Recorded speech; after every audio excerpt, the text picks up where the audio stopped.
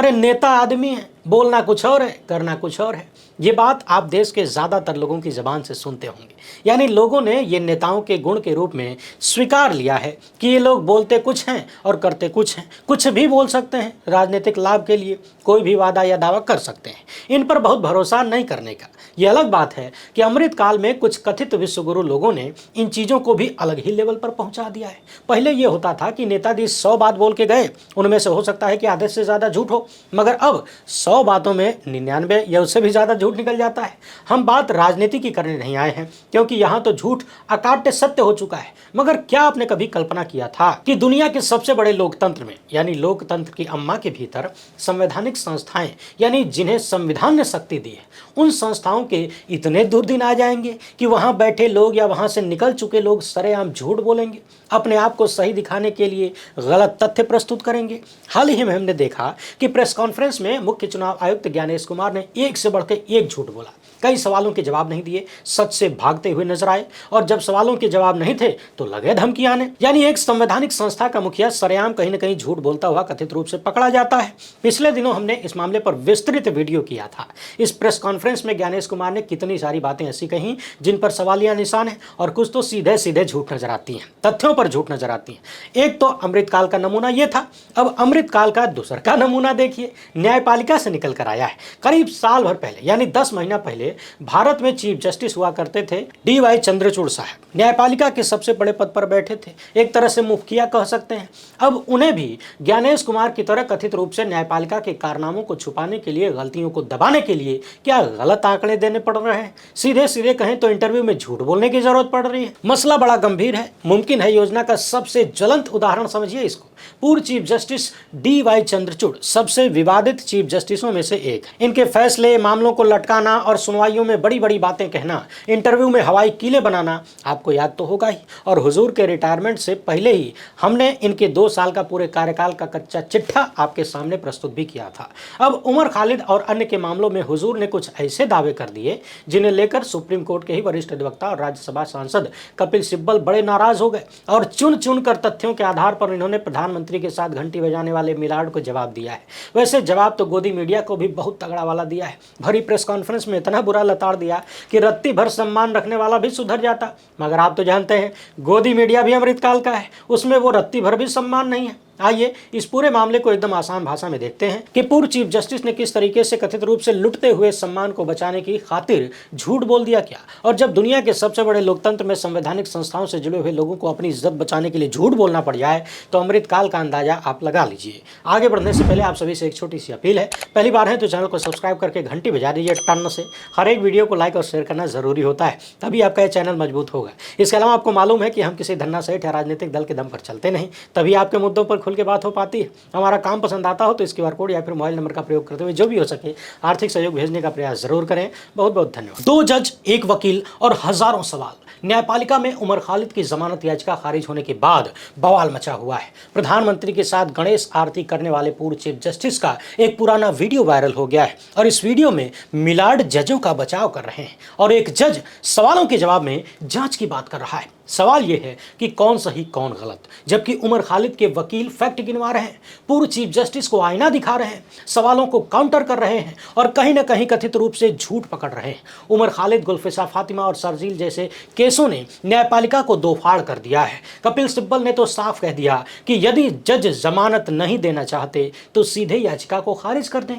20 बार 30 बार सुनवाई करने की जरूरत क्या है, काहे टाइम खराब करना है। सीनियर वकील और राज्यसभा सांसद कपिल सिब्बल का यह सवाल दिल्ली हाईकोर्ट के उस फैसले पर करारा तमाचा है जिसमें उमर खालिद, शर्जील इमाम और 7 अन्य अभियुक्तों की जमानत याचिका खारिज कर दी गई। मामला फरवरी 2020 के दिल्ली दंगों से जुड़े एक कथित षड्यंत्र का है, जिसमें उमर खालिद और अन्य लोगों पर गैर कानूनी गतिविधि अधिनियम और भारतीय दंड संहिता की विभिन्न धाराओं के तहत मास्टरमाइंड होने का आरोप लगा है।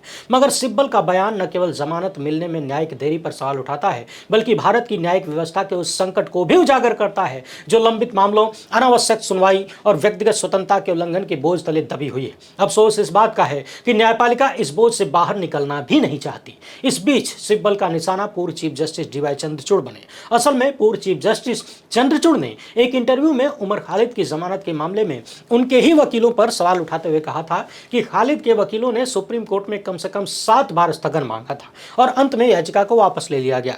उन्होंने यह भी कहा, यानी चंद्रचूड़ ने यह भी कहा था कि कुछ खास लोगों द्वारा नैरेटिव सेट किया जाता है कि जमानत याचिकाओं में देरी जजों की वजह से होती है, जबकि हकीकत में वकील ही सुनवाई को टालते हैं क्योंकि जजों के पास अपने बचाव में बोलने का कोई मंच नहीं है। इस पर सिब्बल ने बिना नाम लिए जबरदस्त पलटवार किया और कहा कि उमर खालिद के वकीलों ने सुप्रीम कोर्ट में केवल 2 बार जुलाई 2023 और सितंबर 2023 में स्थगन मांगा था, न कि 7 बार। यानी कपिल सिब्बल की माने तो जस्टिस चंद्रचूड़, पूर्व सीजेआई चंद्रचूड़ सीधे सीधे झूठा आंकड़ा दे रहे हैं, गलत बयानी कर रहे हैं। पहली अपील हाईकोर्ट में हुई और बेल की याचिका खारिज हुई। 2022 में क्रिमिनल अपील पर जस्टिस सिद्धार्थ मृदुल और जस्टिस रजनीश भटनागर की बेंच ने 18 अक्टूबर 2022 को अपील खारिज कर दी। इसके बाद 2023 में जब सिब्बल और बाकी वकील सुप्रीम कोर्ट पहुंचे तो 18 मई 2023 को जस्टिस एएस बोपन्ना और जस्टिस हिमा कोहली की बेंच ने नोटिस जारी किया और 6 हफ्ते में जवाब मांगा। फिर 12 जुलाई 2023 को जस्टिस बोपन्ना और जस्टिस एमएम सुंदरेश की बेंच के सामने केस की लिस्टिंग हुई। सिब्बल का सवाल है कि इस बीच सुनवाई क्यों नहीं हुई, क्या वकीलों की वजह से देरी हुई? फिर 24 जुलाई 2023 को जस्टिस बोपन्ना और जस्टिस बेला त्रिवेदी के सामने मामला गया, मगर सुनवाई नहीं हुई। वकीलों ने कोई स्थगन नहीं मांगा, जबकि सरकार कह रही थी कि हमें समय चाहिए। उसके बाद 9 अगस्त 2023 को जस्टिस बोपन्ना और जस्टिस प्रशांत कुमार मिश्रा की बेंच थी, मगर जस्टिस मिश्रा ने खुद को इस केस से अलग कर लिया।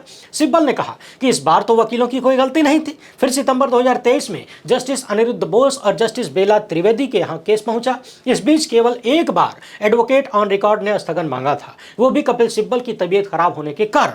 और जब 5 सितंबर 2023 को मामले को सुना जाना था तो कपिल सिब्बल अनुच्छेद 370 की बहस में व्यस्त थे। ये दूसरी बार था जब स्थगन मांगा गया था। सिब्बल ने कहा कि अभी तक केवल 2 बार स्थगन मांगा गया है, जबकि आरोप लगाया गया कि वकीलों ने 7 बार स्थगन मांगा। यानी पूर्व सीजेआई चंद्रचूड़ कह रहे हैं कि वकीलों ने 7 बार स्थगन मांगा, जबकि कपिल सिब्बल आंकड़ों के साथ तारीख बताते हुए, कारण बताते हुए कह रहे हैं कि सिर्फ 2 बार स्थगन मांगा गया था। अब आप बताइए कि पूर्व सीजेआई चंद्रचूड़ क्या बोल रहे हैं, सच या झूठ? उसके बाद 12 अक्टूबर 2023 को बेला त्रिवेदी और दीपांकर दत्ता की बेंच के सामने मामला पहुंचा, मगर यूएपीए पर रिट पिटीशन फाइल होने के बाद कपिल सिब्बल वकीलों ने ट्रायल और हाई कोर्ट में लौटने का फैसला किया। सवाल यह है कि अगर पूर्व चीफ जस्टिस 7 बार स्थगन की मांग का जिक्र कर रहे हैं तो उनके पास ये आंकड़ा कहां से आया? और पिछले 4 साल से ज्यादा वक्त से वकीलों ने स्थगन नहीं मांगा तो जमानत क्यों नहीं मिली, सुनवाई क्यों नहीं हुई? याद रखिए कि पूर्व चीफ जस्टिस ने एक सीनियर महिला पत्रकार को इंटरव्यू दिया था और जब हाई कोर्ट से उमर खालिद और अन्य लोगों की जमानत याचिका खारिज हुई तो वो इंटरव्यू वायरल हो गया। मगर सिब्बल के दावों और फैक्ट को देखें तो लगता है कि पूर्व मिलाड के फैक्ट सही नहीं है। दिल्ली दंगों के इस केस में उमर खालिद पिछले 4 साल 11 महीने और 15 दिनों से जेल में है। इन दंगों में 53 लोगों की मौत हुई थी और सैकड़ों लोग घायल हुए थे। अभियोजन पक्ष का दावा है कि ये दंगे अचानक से नहीं हुए बल्कि एक साजिश का हिस्सा थे। उमर खालिद, शर्जील इमाम और अन्य अभियुक्तों मोहम्मद सलीम खान, सियाउर रहमान, अतहर खान, मिरान हैदर, अब्दुल खालिद सैफी और गुलफिसा फातिमा पर यूएपीए के तहत गंभीर आरोप लगाए गए।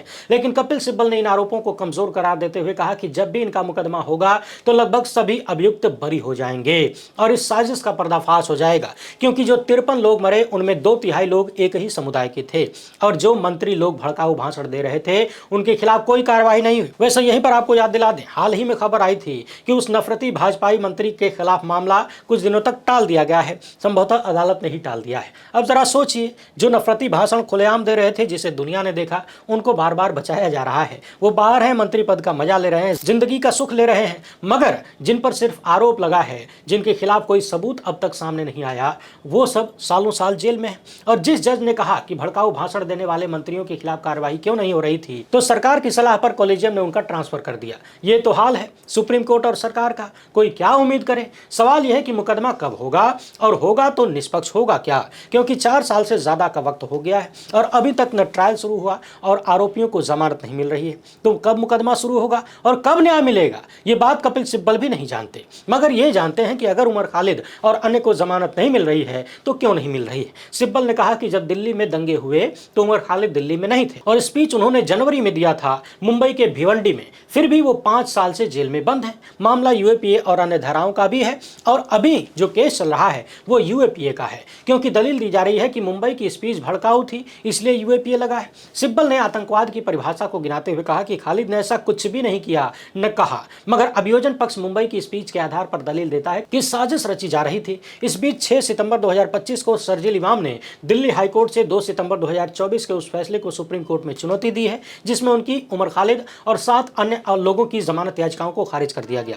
दिल्ली हाईकोर्ट की जस्टिस नवीन चावला और जस्टिस सालिंदर कौर की बेंच ने 9 जुलाई 2024 को इन याचिकाओं पर फैसला सुरक्षित रखा था, लेकिन फैसला आने में 407 दिन लगे और जब इस बेंच का फैसला आया तो उसके बाद ही जस्टिस सालिंदर कौर रिटायर हो गई, जबकि बिहार एसआईआर के मामले में सुनवाई करने वाले सुप्रीम कोर्ट के जज जस्टिस धुलिया ने अपने रिटायरमेंट को देखते हुए खुद को केस से अलग कर लिया था। न्यायपालिका में यह डबल स्टैंडर्ड कैसे चलता है? सवाल यह भी है कि जब बेंच ने जुलाई 2024 में फैसला सुरक्षित रख लिया था तो 407 दिन बाद फैसला कहां आया? क्या जस्टिस सालिंदर कौर के रिटायरमेंट का इंतजार हो रहा था कि तुरंत फैसला देके बाद में कुछ इनाम वगैरह मिलेगा?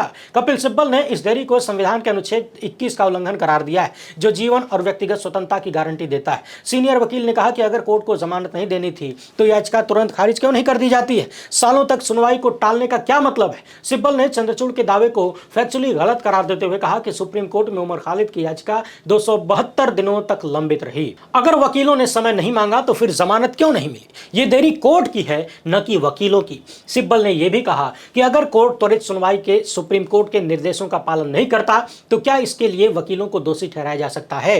दरअसल चंद्रचूड़ के बयान पर सवाल इसलिए भी उठ रहे हैं क्योंकि उनके बयानों को जजों को जवाबदेही से बचाने और देरी का ठीकरा वकीलों पर फोड़ने की कोशिश के तौर पर देखा जा रहा है। और कपिल सिब्बल ने कहा कि अगर कोर्ट सालों तक कोई फैसला नहीं देता है तो क्या वकील दोषी हैं? ये आज की न्यायपालिका की स्थिति है। सिब्बल की दलील है कि सुप्रीम कोर्ट ने खुद कई फैसलों में कहा है कि जमानत याचिकाओं पर त्वरित सुनवाई होनी चाहिए, लेकिन उमर खालिद और शर्जील इमाम जैसों के मामलों में यह निर्देश लागू नहीं हुआ। सवाल यह है कि जब वकीलों ने सुनवाई को लटकाने की कोशिश नहीं की तो फिर जमानत क्यों नहीं मिली? क्या यह देरी अभियुक्तों को सजा से पहले ही सजा देने का तरीका है? तंज भरे लहजे में सिब्बल ने उन मिलाड पर निशाना साधा कि जज साहब कहते थे कि सुनवाई में कोई जल्दबाजी नहीं होनी चाहिए, सुनवाई आराम से होनी चाहिए। इसका क्या मतलब है? क्या इसलिए ताकि आरोपी को और ज्यादा दिनों तक जेल में सड़ाते रहें? याद रखिए कि उमर खालिद की पहली जमानत याचिका 2022 में दायर की गई थी और इस याचिका को दिल्ली हाईकोर्ट ने 180 दिनों में 28 सुनवाइयों के बाद खारिज कर दिया था। दूसरी याचिका 2024 में खारिज हुई पर फैसला आने में 407 दिन लग गए। सिब्बल ने इस देरी को न्याय का गला घोंटना करार दिया है। उन्होंने कहा कि 5 साल बाद भी इस मामले में आरोप तय नहीं हुए और अभियुक्त जेल में बंद है। शर्जील इमाम और अन्य अभियुक्तों के साथ भी यही कहानी दोहराई गई। दिल्ली हाईकोर्ट ने 9 जुलाई 2024 को इन सभी जमानत याचिकाओं पर फैसला सुरक्षित रखा था, 9 जुलाई 2024 को, लेकिन फैसला 2 सितंबर 2024 को आया है। कपिल सिब्बल ने दो शब्दों में कहा कि यह अनुच्छेद 21 का उल्लंघन है और उन्होंने गिनाया कि कैसे सुप्रीम कोर्ट अपने ही फैसले का उल्लंघन कर रहा है। उन्होंने कहा कि अतहर परवेज बनाम यूनियन ऑफ इंडिया का केस है, सुप्रीम कोर्ट का फैसला है जिसमें आरोपी 2 साल 4 महीने से हिरासत में थे मगर यूएपीए के तहत जमानत मिल गई। फिर एक फैसला और है सोमाकांति सेन बनाम राज्य का। आरोपी की दलील थी कि उनके मामले में आर्टिकल 21 का उल्लंघन हो रहा है क्योंकि वे 6 साल से जेल में हैं। फिर इंदिरा मोहन वर्मा बनाम एनआईए के केस में भी आरोपी को 4 साल 7 महीने तक यूएपीए के तहत जेल में रहने की बावजूद जमानत मिली। फिर संदीप सिंह बनाम एनआईए मामले में यूएपीए लगा था मगर जमानत मिली। जहीर हक बनाम राजस्थान राज्य केस में सुप्रीम कोर्ट का फैसला है, 8 साल बाद बेल मिली। यही नहीं, यूनियन ऑफ इंडिया बनाम नजीब के मामले में भी आरोपियों को जमानत मिली। सिब्बल ने कहा कि इनमें से बहुत सारे मामलों में आरोप तय हो गए थे, लेकिन उमर खालिद के केस में तो अभी चार्जेस भी तय नहीं हुए और जज साहब कहते हैं कि जल्दबाजी नहीं होनी चाहिए। सिब्बल ने 2 टूक कहा कि अगर कोई देश की अखंडता पर हमला करता है तो हम उसके खिलाफ खड़े होंगे, लेकिन निर्दोष लोगों के साथ अन्याय नहीं होना चाहिए। यही नहीं, सिब्बल ने यूएपीए के तहत लगाए गए आरोपों की गंभीरता पर भी सवाल उठाए और उन आरोपों को गिनाया जिसमें आरोपियों को जमानत मिली है। उन्होंने कहा कि इसी न्यायपालिका ने यूएपीए के तहत अभियुक्तों को जमानत दी। दूसरी ओर मुंबई प्रेस क्लब के एक कार्यक्रम में सुप्रीम कोर्ट के रिटायर्ड जज अभय ओका से जब उमर खालिद और अन्य के बारे में पूछा गया तो जज साहब का बयान हैरान करने वाला था, क्योंकि पत्रकार सोहित मिश्रा ने पूछा था कि न्यायपालिका में चल क्या क्या रहा है जज साहब, कैसे उमर खालिद को जमानत नहीं मिलती, फादर स्टेन स्वामी को सिपर नहीं मिलता, लेकिन राम रहीम को पैरोल के बाद पैरोल मिल जाता है, रामपाल को 10 साल बाद राहत मिल जाती है और आसाराम को भी जमानत मिल जाती है। क्या ये कानून एक तरफा नहीं है? और तब जस्टिस ओका ने कहा था कि इस पर शोध करना चाहिए, तब हकीकत का पता चलेगा। यह सुप्रीम कोर्ट के एक जज का बयान था और इसे सुनने के बाद आदमी को समझ लेना चाहिए कि न्यायपालिका में चल क्या रहा है, शोध किस बात का करना है। वैसे जस्टिस ओका के बारे में हमने पिछले कई वीडियो में विस्तार से बात किया है, उनके फैसलों और उनकी तटस्थता पर भी बात की है। सवाल यह है कि जस्टिस ओका का बयान डीवाई चंद्रचूड़ सुन रहे हैं कि नहीं, या फिर कान पर लगी सरकारी छलनी सब कुछ छान देती है, और अगर सुन रहे हैं तो जस्टिस ओका जांच की बात क्यों कर रहे हैं। मजेदार यह है कि यूएपीए को आतंकवाद से निपटने के लिए बनाया गया था, लेकिन महामानव की सत्ता ने इसका इस्तेमाल सामाजिक कार्यकर्ताओं और असहमति जताने वालों के खिलाफ कर दिया। ये न केवल कानून का दुरुपयोग है, बल्कि अभिव्यक्ति की स्वतंत्रता और लोकतांत्रिक अधिकारों पर सीधा हमला है। और सिब्बल के इसी प्रेस कॉन्फ्रेंस में जब गोदी मीडिया के एक चैनल की पत्रकार ने दिल्ली दंगों के मामलों को असम से जोड़ने की कोशिश की तो कपिल सिब्बल भड़क गए। सिब्बल ने कहा कि आप कहना क्या चाहती हैं, आपकी बात पर भरोसा क्यों किया जाए, वो एक दूसरा मामला है, और आप ही का चैनल तो था जो बता रहा था कि भारतीय सेना ने कराची पर कब्जा कर लिया है। सिब्बल ने कहा कि आपके चैनल ने जो वीडियो चलाया क्या वो एकदम सही था, आपको क्या लगता है, आप बताइए मुझे। भड़के सिब्बल ने गोदी चैनल के रिपोर्टर के किसी भी सवाल का जवाब देने से इनकार कर दिया, जबकि उस महिला रिपोर्टर ने किरण रिजिजू के वीडियो को आधार बनाकर अपना सवाल पूछा था, मगर सिब्बल ने उसे खारिज कर दिया। अब आप समझिए कि सत्ताधारी पार्टी के नेता किस तरह से इस मामले में दिलचस्पी ले रहे हैं। उमर खालिद, शर्जील इमाम और अन्य अभियुक्तों का मामला केवल व्यक्तिगत स्वतंत्रता का नहीं, बल्कि भारत की न्यायपालिका पर सवाल है, जो उम्र भर रहेगा, जिंदगी भर रहेगा, हमेशा के लिए रहेगा। और न्यायपालिका का कमजोर होना लोकतंत्र का कमजोर हो जाना होता है। वैसे भारत की न्यायपालिका पिछले 20 सालों में किस तरीके से काम कर रही है और उसका लाभ सीधे सीधे किन लोगों को मिल रहा है, नहीं जानते हैं? कोई संदेह है तो इस वीडियो को देख लीजिए, कल ही हमने इस पर विस्तार से बात किया है। उमर खालिद और शर्जील इमाम सीए और एनआरसी के खिलाफ विरोध प्रदर्शनों में शामिल थे और अब लगता है कि उन्हें आवाज उठाने की सजा दी जा रही है, मगर यह मामला उस बड़े संग्राम का हिस्सा है जो भारत के लोकतंत्र को बचाने के लिए लड़ा जा रहा है। जब असहमति की आवाज को यूएपीए जैसे कठोर कानूनों के तहत कुचला जाता है, जब जमानत याचिकाओं पर सालों तक फैसले नहीं आते और जब कोर्ट का प्रोसेस ही पनिशमेंट बन जाता है, तब लोकतंत्र बचता कहां है? वो तो अंतिम सांसें गिन रहा है और कह रहा है कि अब तुम्हारे हवाले वतन साथियों। वीडियो को ज़्यादा से ज़्यादा लोगों तक पहुंचाइए। पहली बार है तो चैनल को सब्सक्राइब कर लीजिए। हमसे जुड़ने के लिए बहुत बहुत धन्यवाद। जय हिंद।